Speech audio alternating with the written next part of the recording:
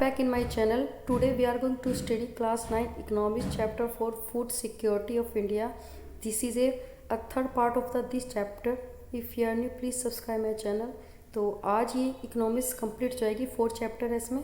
तो इसके बाद कि मैं 10th की स्टार्ट करूँगी इकोनॉमिक्स, और मैथ की सीरीज चल रही है 2.2 तक मैं करवा चुकी हूँ, आगे वो कंटिन्यू रहेगी। तो अभी मैंने रिवीजन भी करवाई है 3rd चैप्टर तक इकोनॉमिक्स की, और ये चैप्टर कंप्लीट हो जाए तो उसके बाद मैं रिवीजन भी इसको डाल दूँगी, उसके पास क्वेश्चन आंसर वगैरह करेंगे। तो पहले हमने बफर स्टॉक तक कर लिया था। बफर स्टॉक क्यों बनाती हैं कि जो FCI होती है, जो गवर्नमेंट के द्वारा एक बनाई गई, आप कह सकते हो एक संस्था है, वो क्या करती है कि जो भी किसान होते हैं अलग अलग जो स्टेट्स वगैरह में होते हैं, तो उनसे जो भी सरप्लस उनको फूड ग्रेन होता है, जैसे वीट हो या राइस वगैरह को, उसको वो खरीद लेती है और फिर क्या करती है कि उसको एक मतलब फार्मर को क्या करती है कि MSP मतलब जो रेट करती है, मतलब उसके जो फसल उगाने से पहले उसको एक तरह से अनाउंसमेंट कर देती हैं कि तुम्हें अपनी जो इस फसल के लिए इतना आपको मिलेगा। यदि आप चाहते हो कि भी आपको जो इस कीमत से ज़्यादा आपको मार्केट में मिल जाते हैं, तो आप वहाँ पे जाकर उसको सेल कर सकते हो, उसमें कोई प्रॉब्लम नहीं है।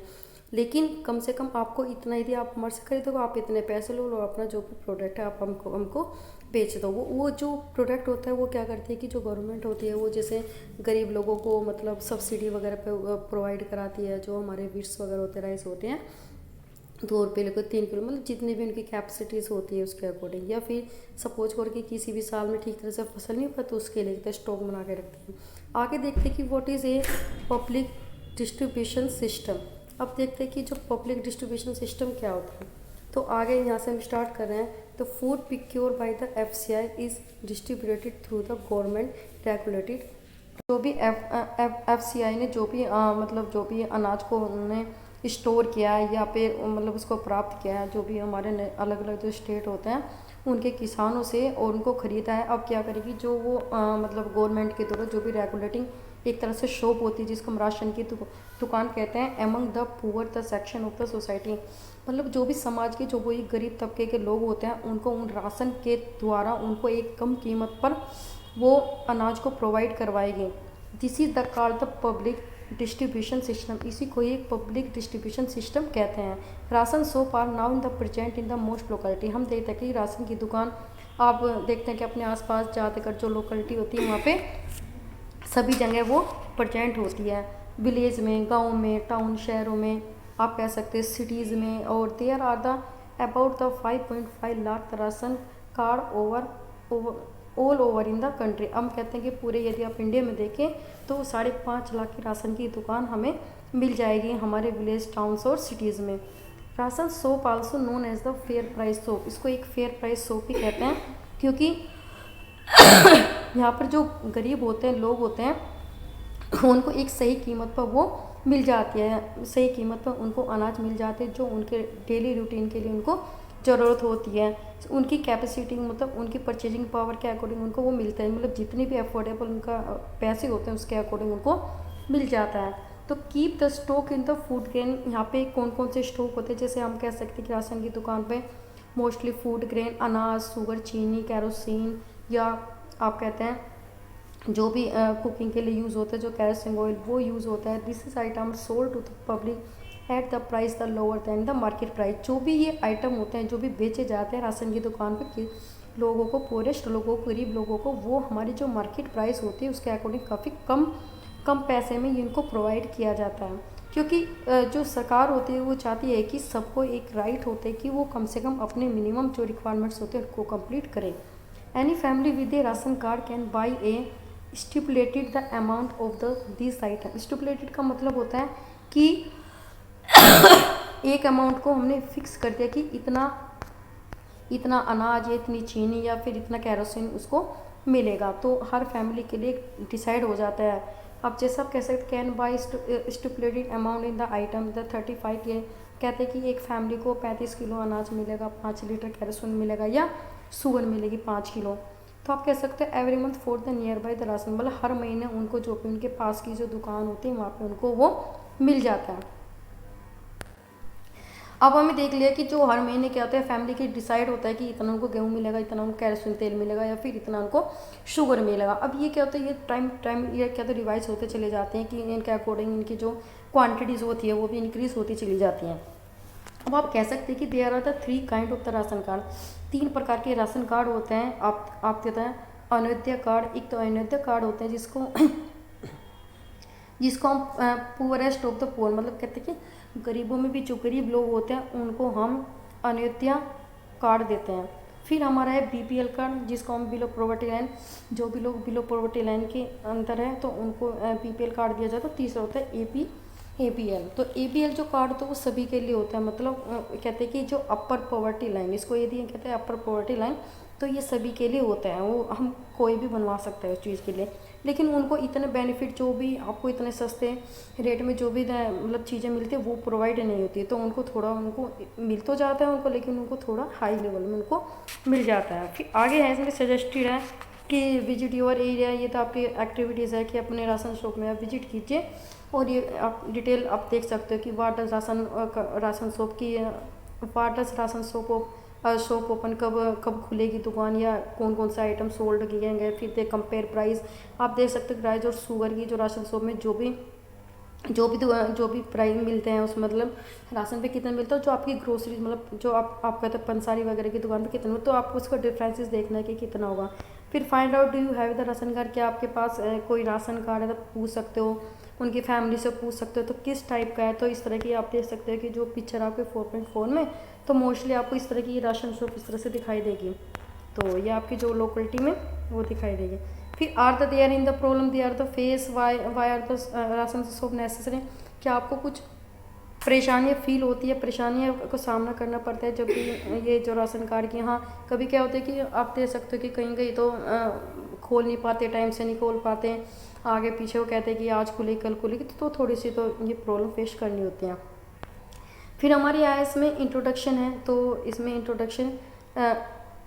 Introduction of the rationing in the India, the date in the back in the 1940 the against the a backdrop of the Bengal the family, जो बंगाल फैमिली में जो भी बंगाल में जो भी एक तरह से अकाल आया, तो उसके बाद से क्या हुई राशनिंग को स्टार्ट किया, ओपनिंग स्टार्ट किया, ताकि जो भी इनसे जो गरीब लोग हैं उनको उनकी बेसिक रिक्वायरमेंट को कंप्लीट कर सके, ताकि वो अपने डेली रूटीन की चीज़ों को तो मतलब इस तरह से अनाज को तो खरीद सकें अपनी जितनी भी उनकी कैपेसिटी होती है, उनके जितने अफोर्डेबल प्राइस पर।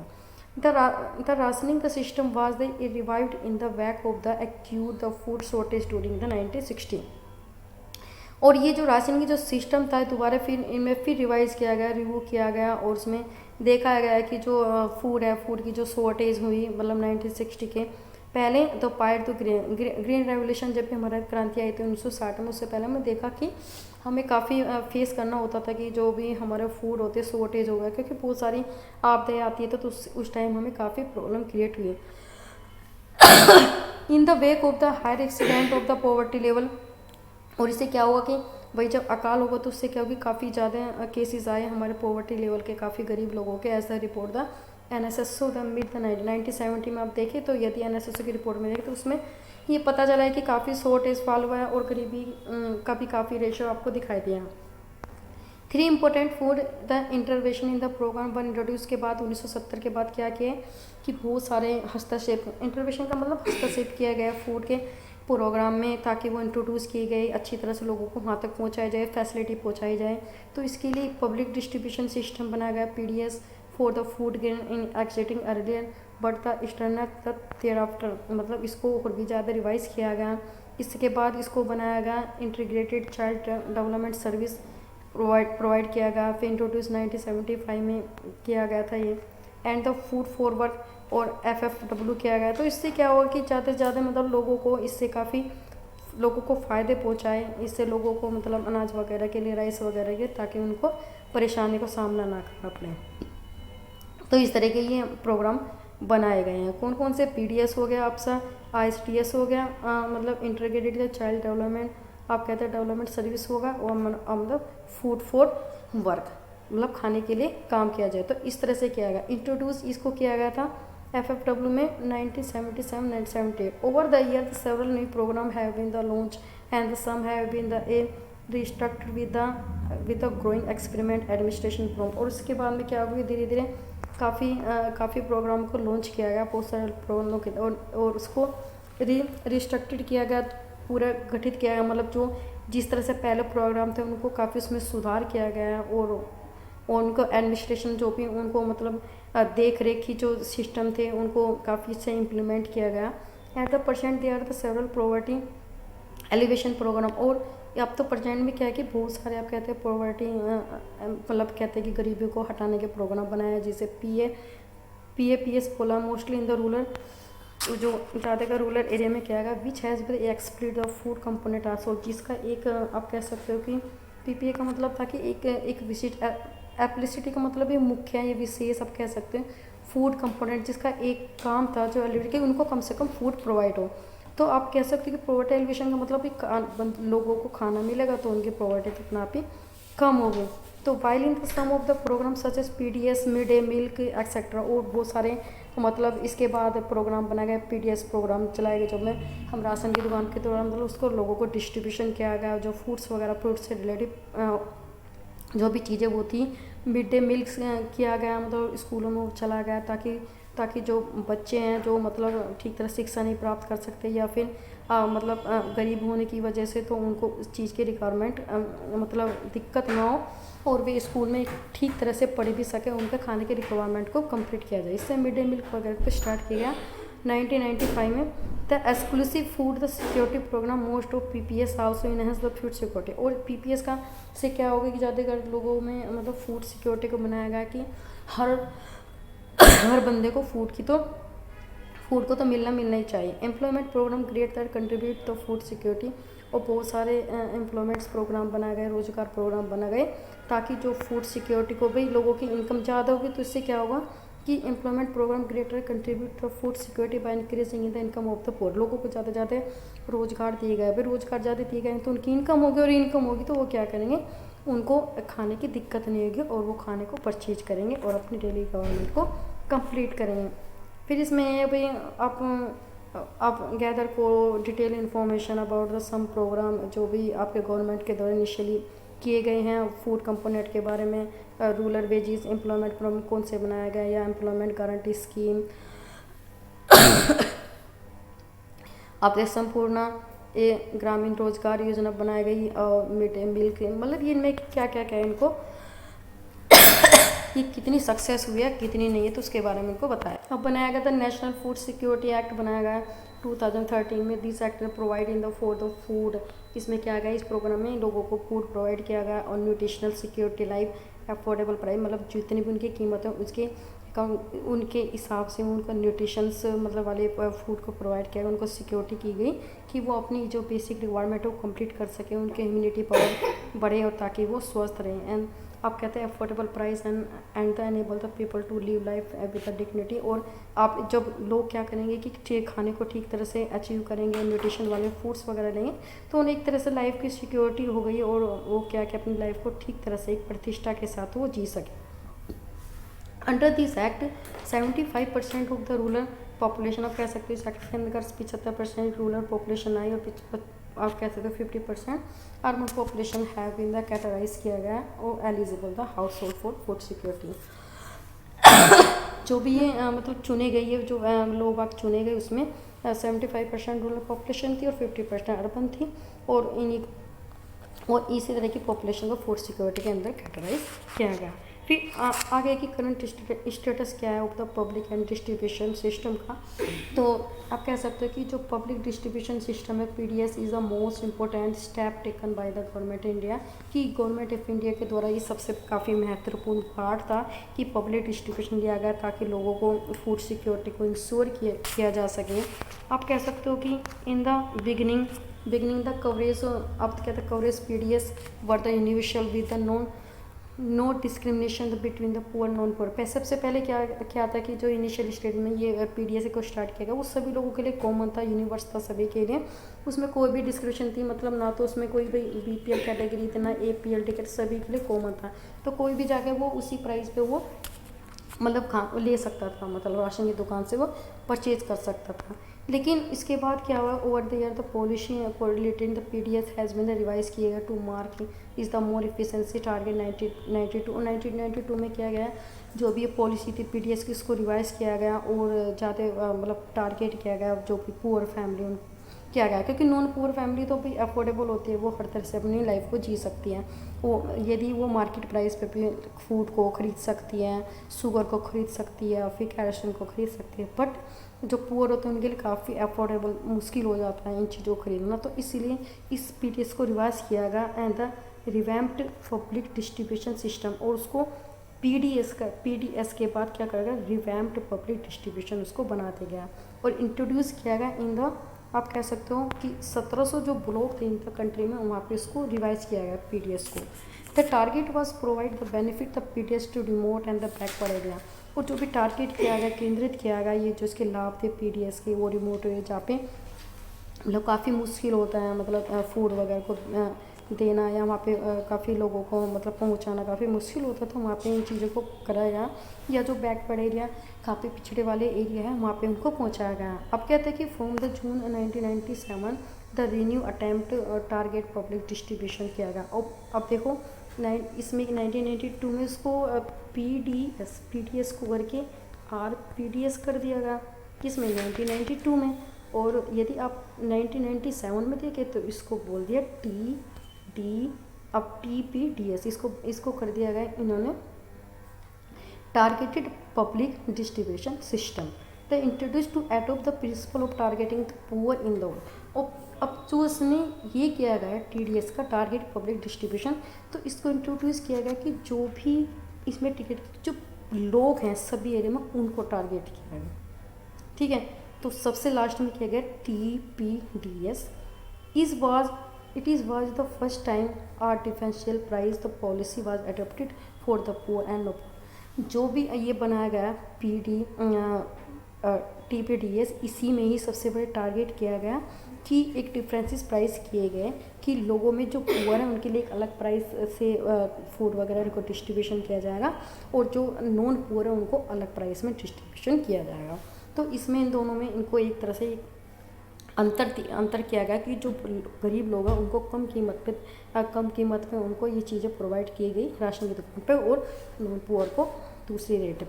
Further to 2002 the special scheme were launch, 2 तरह की स्कीम लॉन्च की गई 2000 में। तो ये स्कीम काफ़ी इंपॉर्टेंट होती हैं, तो आप कह सकते हैं जो स्कूल लेवल है या फिर कॉम्पिटिशन लेवल सभी में काफ़ी है। और जो आप इसकी जो कह सकते हैं कि जो फुल फॉर्म है वो आपको जरूर याद करनी है, 1 नंबर में पूछ सकते हैं।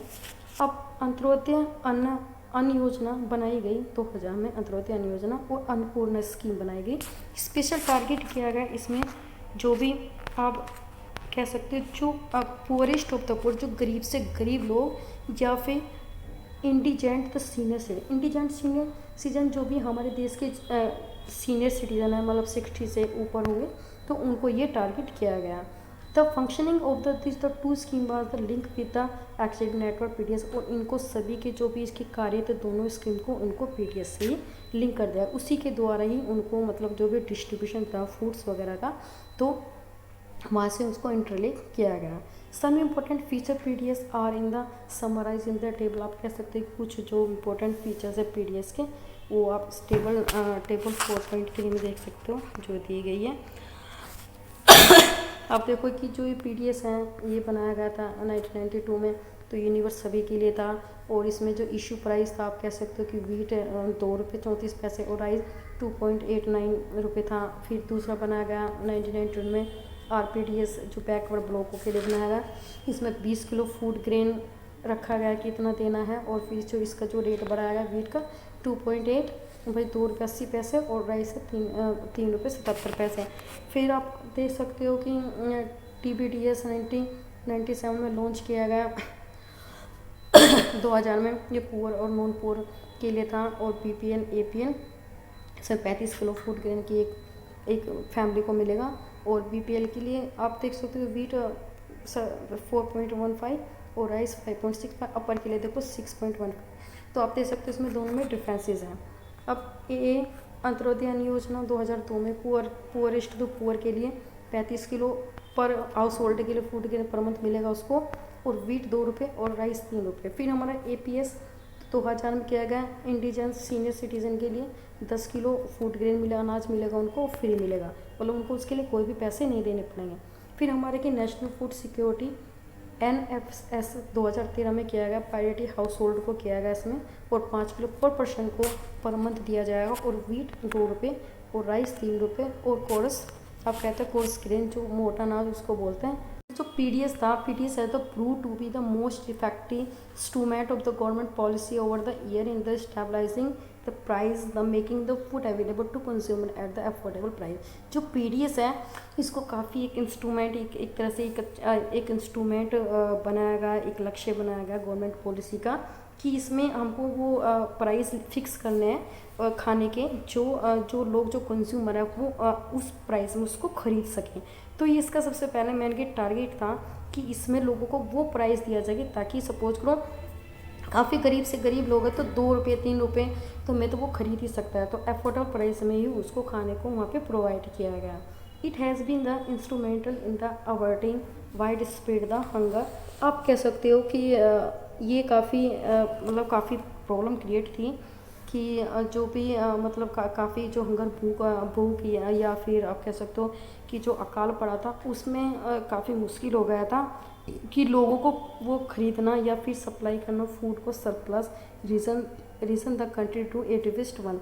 मतलब जब अकाल पड़ा था या फिर भूखमरी पड़ी थी तो उस टाइम काफ़ी मुश्किल हो गया था कि हम उस एरिया में मतलब खाने को मतलब सप्लाई कर सके जहाँ पे बिल्कुल भी वो अनाज नहीं हो रहा है, क्योंकि वैसे ही देश में काफ़ी कम था तो उसके बाद उसको प्रोवाइड करना काफ़ी मुश्किल हो गया था। In addition the price have been under the revision in the favour the poor household in general. और जो ये भी इसको रिवाइज किया गया, मतलब ये आगे किया गया ताकि वो इस तरह का प्राइस फिक्स कर सके ताकि वो गरीब लोगों की फैमिलीज को खरीद सके। The system including the minimum support price. और इस सिस्टम में क्या था कि कम से कम मतलब लोगों को जैसे किसानों को MSP प्राइस पर प्रोवाइड किया गया ताकि वो क्या कर सकें, मतलब and the procurement having contribution to increase food grain protection providing the income security to farmer to certain reason.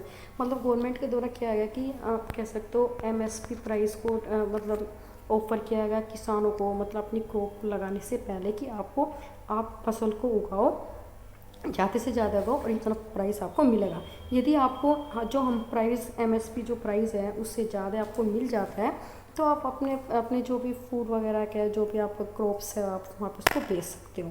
तो इसके लिए क्या गया कि उनको ज़्यादा से ज़्यादा इंक्रीज़ किया गया ताकि वो ज़्यादा से ज़्यादा प्रोटेक्शन करें। जो भी सर्टेन एरिया थे जो भी पंजाब हो गया, आप कह सकते हो इस साइड का कि वेस्ट जो UP वगैरह था ये बंगाल, तो इनको किया गया। However public distribution system having face serve a criticism of the several aground. लेकिन फिर भी आप कह सकते हो कि जो पब्लिक डिस्ट्रीब्यूशन सिस्टम था उसको काफ़ी परेशानियों का सामना करना पड़ा। इंस्टेंट था hunger are the prevalent the despite overflowing granary, कि इससे क्या होता था कि काफ़ी इसमें क्रिटिसिज्म कहते हैं कि इसका दोष है PDS का। इसमें कहते हैं कि वैसे तो भूखमरी है, मतलब कह सकते हैं कि हमारे इंडिया में भूखमरी है, लेकिन इसके साथ साथ ही क्या होगा कि बहुत सारी जो गैनरी में बहुत सारा अनाज होता है वो ख़राब हो जाता है। FCI godown overflowing with the grain, लेकिन जो FCI है वो ग्राउंड में काफ़ी ज़्यादा अनाज को स्टोर कर लेती है, प्रिक्योर कर लेती है, तो उससे क्या हुआ कि वो सड़ना चालू हो गया, जिससे पूरी तरह से सप्लाई नहीं हुआ। जब विद सम रोटिंग आप कहते हैं रोटिंग अवे, वो सड़ना चालू होगा। Some in the being the eaten by, कुछ चूहों वगैरह मतलब उसको खा जाते हैं, ओवरफ्लोइंग हो जाता है। तो ग्राफ 4.2 आप कह सकते हो कि एक्चुअली जो स्टॉक है, एक्चुअली स्टॉक कितना है, अब मिलियन है कि 721 और 78, ये क्या है आप कह सकते हो मिलियन टन है एक्चुअल में। लेकिन जो बफर स्टॉक है इसका 307, तो इतना इसको ये बफर स्टॉक इन्होंने इसमें रखा है, तो इससे ज़्यादा है। अब देख सकते हो एक्चुअल में इतना, लेकिन हमें चाहिए इतना। भाई एक्चुअल में तो इसमें 721.78 टन मिलियन टन चाहिए, लेकिन हमने कितना रखा है, इतना रखा है, लेकिन हमें चाहिए 307.7 ही हमें चाहिए। तो इसलिए में ज़्यादा है कि हमने अपना उसमें FCI में ज़्यादा उसको गोडाउन में उन्होंने फिल करके रखा। आप कहते हो the different the food grain stock in the centre pool and the stocking in the norms. और जो फूड ग्रेन है आप कह सकते हो कि काफ़ी केंद्र में अलग अलग तरह से स्टोर किए गए, उसके नॉर्म्स को डिफाइंड किया गया। अब आगे है इसमें अंत्योदय अन्न योजना, इसमें क्या है अंत्योदय अन्न योजना वॉज लॉन्च दिसंबर 2000 में किया गया। इसको under this scheme 1 crore of the poorest, आप कह सकते हो कि जो लोग बीपीएल जो फैमिली है कवर किया, टारगेट किया है पब्लिक डिस्ट्रीब्यूशन में, इसको आइडेंटिफाई किया गया। इसमें 1 करोड़ जो भी फैमिली थी बीपीएल के जो अंडर थी उसको टारगेट किया गया। फिर इसमें ये कि पुअर जो फैमिली आइडेंटिफाई किया गया रेस्पेक्टिव स्टेज रूरल डेवलपमेंट में बीपीएल के थ्रू, कह सकते हो कि करीब इसके सर्वे करके कि इसमें फैमिली रखा गया है। और 25 उनको 25 किलो फूड ग्रेन दिया गया कि जो उनकी फैमिली के लिए ज़रूरी है। और वो किस रेस पे क्या है कि 2 रुपये पर केजी वीट मिलेगा उनको और 3 रुपये किस चावल मिलेगा। This quantity has been in. और उसके बाद ये जो क्वांटिटी है इसको 25 से लेकर 35 तक उन्होंने बढ़ा दिया 2002 में, तो ये रिवाइज कर दिया गया। फिर the scheme has been the further फिर एक्सपेंड कर दिया गया 2 बार एडिशनल, मतलब 50 लाख बीपीएल फैमिली के लिए 2003 में, और अगस्त 2004 मतलब 50 लाख फैमिली को बीपीएल फैमिली को उससे बेनिफिट हुआ। With the increase 2 crore the family have been the covered. और आप कह सकते हो कि अब जो 2 करोड़ जो फैमिली है तो वो और अंत्योदय अन्न योजना की तरफ वो आई है। देख लेते हैं सब्सिडी क्या होती है। Subsidy is the payment that is the government the make a the producer supply of the market price of the commodity. Subsidy क्या होती है कि पेमेंट होती है गवर्नमेंट का जो भी मतलब मार्केट में डिसाइड होता है तो उससे कम रेट पर वो कॉमोडिटी के जो प्राइस है वो लोगों को ऑफर करती है। Subsidy can keep the consumer price low while the maintenance a higher income of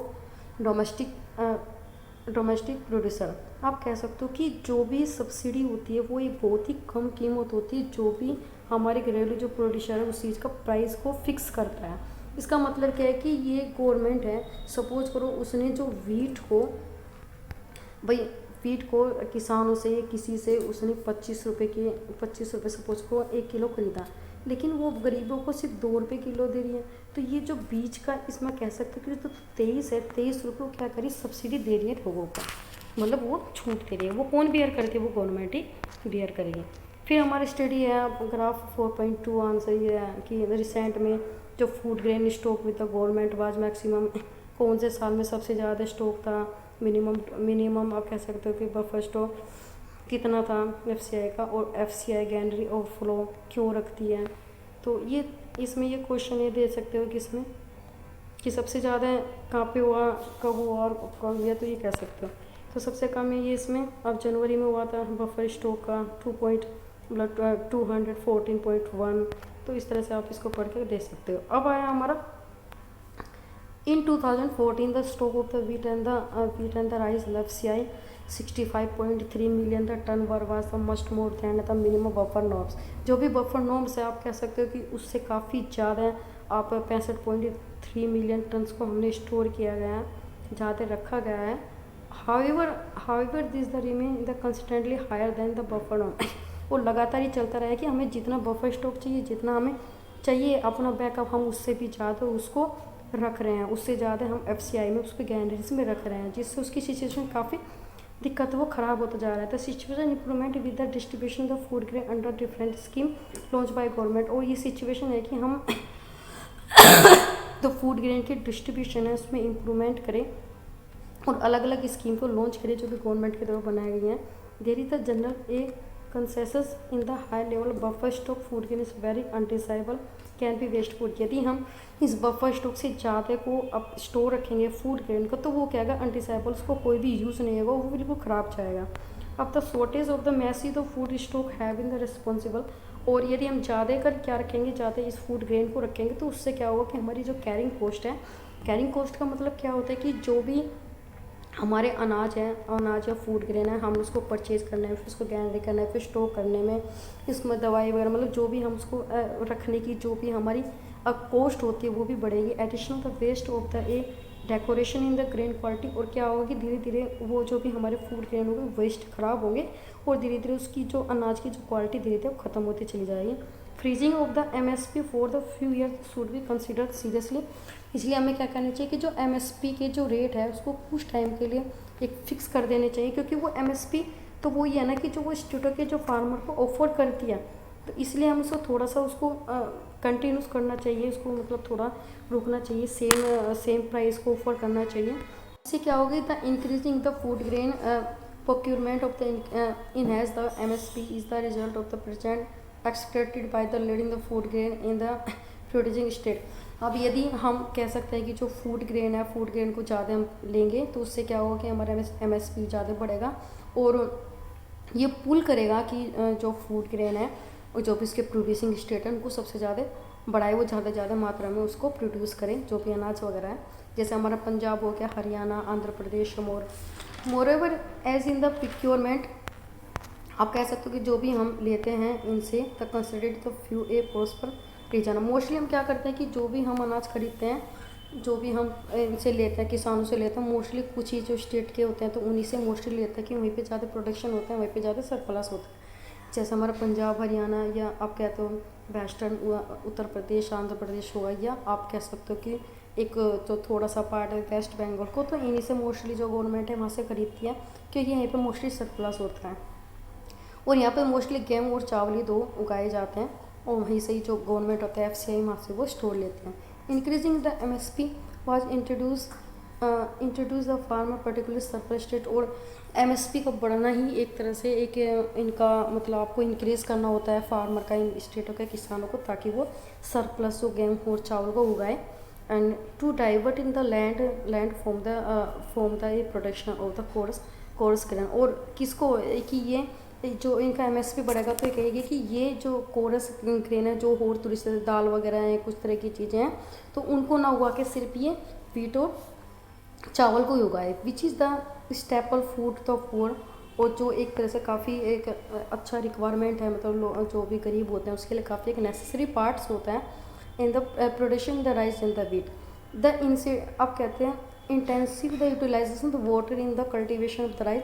आप कह सकते हो कि सबसे ज़्यादा जो चावल होता है अभी, अब चावल में सबसे ज़्यादा पानी की ज़रूरत होती है कल्टिवेशन के लिए, उसके उपज के लिए, तो काफ़ी इन्वायरमेंट डिग्रेडेशन होता है या वाटर जो भी काफ़ी जो यूज़ होता है, पानी होता है, तो उससे क्या होता है कि हमारा एनवायरमेंट डिग्रेडेशन होना शुरू हो जाता है, ख़राब होना शुरू हो जाता है। और दूसरा क्या होगा कि जो वाटर लेवल वो काफ़ी नीचे होना शुरू होगा। थ्रेडनिंग आप कहते हैं substantials of agriculture development in this state. और आप कहते हो सस्टेनेबिलिटी, और कहते हैं कि ज़्यादातर जो एग्रीकल्चर का डेवलपमेंट है वो डिग्रेडेशन शुरू होना शुरू हो जाएगा, उसकी फर्टिलिटी आप कह सकते हो भूमि वगैरह की ज़्यादा से दिक्कत होनी शुरू हो जाएगी। The rising the minimum supporting price has the increase maintenance of the cost of the procuring the food grain by government. आप कह सकते हैं कि यदि MSP ज़्यादा हो गया तो जो भी हमारे मेंटेनेंस फूड ग्रेन को मेंटेनेंस करने का जो भी कॉस्ट होगी वो ज़्यादा होगी।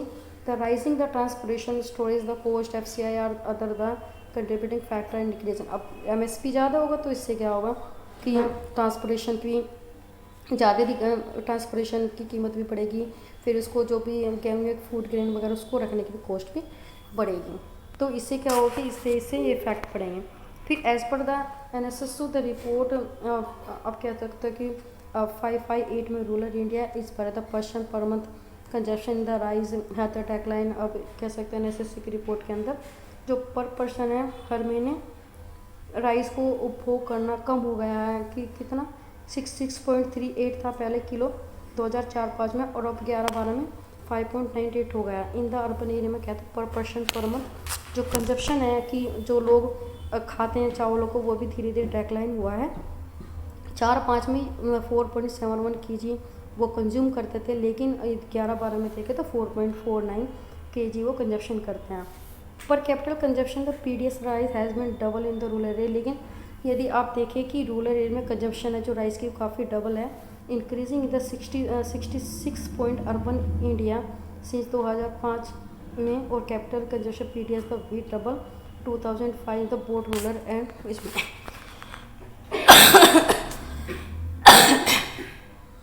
दो पर कैपिटा कंजप्शन है आप देखें PDS की वीट की देखें तो डबल है आपकी 4-5 में, और तो राइस की देखें तो वो रिड्यूसिंग है। तो आप इस पर कह सकते हो कि जो आप पर कैपिटल जो कंजप्शन कह सकते हो PDS की वीट वो डबल हुई है 4 और 5 से रूरल में चाहे अर्बन एरिया में। लेकिन यदि आप राइस का देखें तो राइस का तो डेक्लाइन ही हुआ है दोनों में, चाहे अर्बन हुआ है चाहे वो रूरल एरिया। अब आगे देख सकते हो जो PDS डीलर है are the sometime found a restoring the malpractice like the diverting the grain to open market in to get in the better margin. अब जो पीडीएस है, पीडीएस डीलर क्या कर रहा है कि जो ये क्या कर रहे हैं कि माल प्रैक्टिस काफ़ी ख़राब काम कर रहे हैं, या फिर कर रहे हैं कि जो भी मार्केट है पीडीएस में जो भी अनाज वगैरह आता है उसको वो ओपन मार्केट में, बाजार मार्केट में बेच देती है ताकि उनको ज़्यादा मार्जिन हो सके। और तो selling the poor quality the grain in the ration shop, और राशन शॉप पे बहुत ही ख़राब क्वालिटी का ग्रेन अनाज को बेचती है। Irregular the opening of the shop, और शॉप को रेगुलर नहीं खोल के रेगुलर करती है कि ये हफ्ते में 1-2 बार खोल दिया। इससे क्या हुआ, it is the common to find the ration shop regularly heavy and sold the stock of the poor. अब कहते हैं कि poor the quality grain left, और इससे क्या होगी जब वो नहीं खोलेंगे वो दुकान रेगुलरली तो काफ़ी बच जाएगा जो भी मतलब लोगों के द्वारा, जो भी पब्लिक के मतलब गरीबों को जो क्वालिटी का जो दिया जा रहा है, ख़राब क्वालिटी का अनाज दिया रहा है तो वो बच जाएगा। This has the prove to be a big, काफ़ी बड़ी परेशानी का कारण बन सकता है। When the ration shop are the unable to sell, जब राशन की शॉप है वो मना कर देती है बेचने के लिए, मैसी स्टॉक द फूड काफ़ी वो बच जाता है एफसीआई के पास। In the recent year they are another, दूसरे तरह के फैक्टर है the lead to decline the PDS. इससे क्या हो रहा है कि धीरे धीरे की एक संभावना हो रही है कि जो पीडीएस के थ्रू लोगों तक फूड ग्रेन को बेचने में काफ़ी कमी होनी शुरू हुई है। Earlier every the poor and the non poor had the ration card with the fix quota of the items such as rice, wheat and the sugar. पहले क्या था कि जो हर फैमिली के लिए, चाहे वो पुअर हो चाहे मतलब वो नॉन पुअर हो, सभी को राशन कार्ड के द्वारा ही एक फिक्स क्वांटिटी में फिक्स में आइटम को बेचा जाता था, चाहे वो चावल हो, चाहे गेहूँ हो, चीनी हो। अब this were in the sold at the time the low price every family, और सभी को कमी कीमत पर फैमिली को दिया जाता है, चाहे वो गरीब हो या वो अमीर हो। The 3 type of the card in the range the price that you see in the today exit. आप कह सकते हो कि अब जो भी ये 3 मतलब एक अब आजकल आप देख सकते हो कि अब 3 तरह के आपको कार्ड मिल गए हैं अलग अलग प्राइस पे उसको, जिसमें वो बेचे जाते हैं। A large number of the family could buy the food grain from the ration shop subject to fix quota. लेकिन कुछ ही फैमिली है अब तो जिनके पास आप कह सकते हो कि वो राशन के कार्ड मिलते हैं जिसके द्वारा उनको फिक्स कोटे से उनको फूड ग्रेन वगैरह दिए जाते हैं। This included the low income the family who are income were in the marginal the higher than the below poverty line. और कह सकते हो कि इसमें जो लो इनकम वाली फैमिली होती है जिनको प्रॉपर्टी लाइन के अंदर रखा जाता है तो उन्हीं को मोस्टली ये चीज़ें दी जाती हैं। Now the TPDS of the 3 different price, 3 तरह के प्राइस उसमें कर दिया है कि भाई गरीब को अलग प्राइस पे दिया जाएगा और अपर प्रॉपर्टी लाइन को अलग उस पर दिया जाएगा। तो इसमें जो TPDS के द्वारा 3 अलग प्राइस को डिसाइड कर दिया गया। Any family about the poverty line gate in the very little discount of the ration shop. और जो भी आप कह सकते हो कि जो पॉवर्टी लाइन से थोड़ा सा ऊपर है, जो लोग को थोड़ा सा ही डिस्काउंट दिया है राशन कार्ड में, मतलब थोड़ा जैसे जिसको 2 या 3 रुपये की है तो उनको तो उसी में 6 या 7 रुपये का मिलेगा, तो कम ही उनको कंसेशन दिया गया है। The price of the APL family is the almost the higher in the open market. आप कह सकते हो कि जो APL वाले लोग हैं, नॉन पुअर फैमिली वाले लोग हैं, उनको तो मार्केट प्राइस के सेम ही उसी तरह के इतने हाई प्राइस पर वो दी जाता है, चाहे वो मार्केट से खरीदें या राशन की शॉप से खरीदें, उनको सेम ही प्राइस पे वो फूड ग्रेन व्हीट या राइस मिलेगा। So the little the incentive for two by this item वो राशन शॉप, इसलिए उनको बहुत ही कम प्रोत्साहित किया जाता है ताकि वो इन राशन कार्ड से खरीदे। इसलिए लोग बाग ज़्यादा जो APL वाले के तो राशन कार्ड को प्रिपेयर ही नहीं करते, क्योंकि उनको तो सेम ही कीमत में मिलना है, चाहे वो मार्केट से खरीदे चाहे वो राशन शॉप से खरीदे, तो मोस्टली जाकर अपने ग्रोसरी वाली दुकान से खरीद लेते। अब आए हमारा role of the cooperative the food security. भाई कोऑपरेटिव जो है उनका क्या रोल है हमारे फूड सिक्योरिटी में। कोऑपरेटिव है with in the playing the important role the food security India specially in the southern and the western part. आप कह सकते हैं कि हमारी जो कंट्री का सदर्न साउथ वाला और पश्चिमी वाला जो भाग है वहाँ पे बहुत सारे कोऑपरेटिव सोसाइटीज़ बनाई गई हैं। तो आप कह सकते हैं जो cooperative societies set up the shop to sell the low price good to poor people. मतलब ये जो मतलब कोऑपरेटिव सोसाइटीज़ होती है वो इस तरह की दुकानें होती हैं जो भी मतलब प्रोडक्ट को बेचती है, जो भी चीज़ों को बेचती है वो काफ़ी कम कीमत पे बेचती है ताकि वो गरीब लोग अफोर्ड कर सकें। For example out of all the fair price stood running in the Tamil Nadu around the 94% are the being the run by cooperative. Sorry, यदि आप कह सकते हो कि एक फेयर प्राइस पे जो तमिलनाडु है तो तमिलनाडु में 94% कोऑपरेटिव सोसाइटी के द्वारा ही ज़्यादातर जो चीज़ें होती हैं उनको बेचा जाता है कोऑपरेटिव सोसाइटी के through. In the Delhi the Mother Dairy in the make in the strides in the provision milk vegetable to consumer to control rate in decide government of Delhi. आप कह सकते हो कि तो मदर डेयरी दिल्ली में दे सकते हो कि एक फिक्स करती है स्ट्राइड मेकिंग, मतलब एक फिक्स कर दिया है इन्होंने एक कि भाई मिल्क इतने किलो दूध होगा इतने रुपए में मिलेगा, या सब्जी इतने में मिलेगी, और या फिर जो भी कंज्यूमर प्रोडक्ट है वो इतने में मिलेंगे। तो वो सारे गवर्नमेंट की तरफ फिक्स किया है। यहाँ पे एक Amul in another success story of the cooperative in the milk product from Gujarat में देखिए जो मिल्क है, मिल्क भी कोऑपरेटिव सोसाइटी के द्वारा ही लोगों तक पहुँचाया जाता है, जो काफ़ी फेमस है। It has been the boat about the white revolution in India, और उसमें कहा गया है कि इसने जो अमूल ने क्या किया, एक श्वेत क्रांति को लाया हमारे देश में। This was the few example of many more the cooperative running the different part of the country ensuring the food security different section of society। इसलिए कह सकते हो कि बहुत सारी जो कोऑपरेटिव सोसाइटी हैं वो अलग अलग हमारे जो मतलब देश के अलग अलग हिस्सों में अलग अलग फूड को बेच रही है और फूड सिक्योरिटी को सोसाइटी में ला रही है ताकि सभी लोग उसको खरीद सकें अपनी रिक्वायरमेंट के according.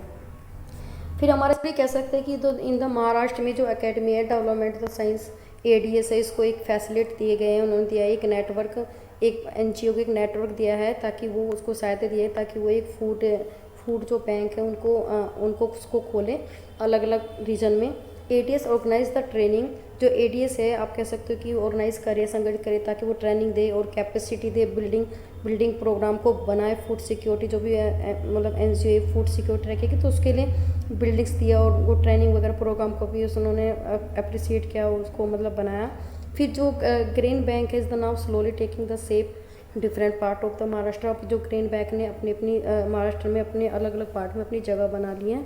ADS the effort to set up the grain bank, इस ADS ने प्रयत्न किया ताकि वो इन ग्रेन बैंक को मतलब अनाज के बैंकों को वो सेटअप कर सके, फैसिलिटेट कर सके replication the through other NGO, मतलब रेप्लिकेशन का मतलब पहुंचाए दूसरे NGO तक भी ताकि वो भी इस तरह के बैंकों को खोलें। And to influence the government policy, और जो गवर्नमेंट पॉलिसी जो बनाई गई है वो एक फूड सिक्योरिटी जो फूड सिक्योरिटी के लिए बनाए गए उनको प्रभावित करें और उनको भी जैसे आप कह सकते हो कि गवर्नमेंट पॉलिसी के द्वारा जो भी मतलब कोई भी ऑर्गेनाइज किया जाता तो उनको एक डिविडेंड पे करता तो उनको भी इस तरह के डिविडेंड पे करे इन तरह के NGO को। The ADS the grain bank the program is the analogous, आप कह सकते हैं कि जो ADS जो ग्रेन बैंक है काफ़ी एक एनालॉज हमें पहचान दे, काफ़ी वो सफलता हुई है उसमें। एंड एक आप कहते हैं इनोवेटिव तो फूड सिक्योरिटी इंटरवेंशन, मतलब कहते हैं कि जो फूड सिक्योरिटी एक सब्जेक्ट रहा जो हमारा पूरा ही चैप्टर इस पर बेस्ड था तो उसका एक मतलब कह सकते हो एक उसमें एक खोज है या एक उसमें इंटरवेंशन है, काफ़ी अच्छी तरह सक्सेसफुल हुई है। अब ग्रेन बैंक का तो मोटिव था वो यही था कि भाई सपोज हो ग्रेन बैंक का मतलब यदि आपके पास ज़्यादा है, आपने ज़्यादा उगाया है गेहूँ को तो आप जाके वहाँ पे जमा कर सकते हो। यदि आपके पास नहीं है, किसी भी मंथ आपको नहीं हुआ है, किसी भी साल नहीं हुआ तो वहाँ जाके आपको ले सकते हो। तो ग्रेन बैंक सभी जो आप कहते हैं मार्च में काफ़ी सक्सेसफुल रहा है। तो ये चैप्टर कंप्लीट हो चुका है, इसके साथ जो 9th क्लास की इकोनॉमिक्स है वो भी कंप्लीट हो चुकी है।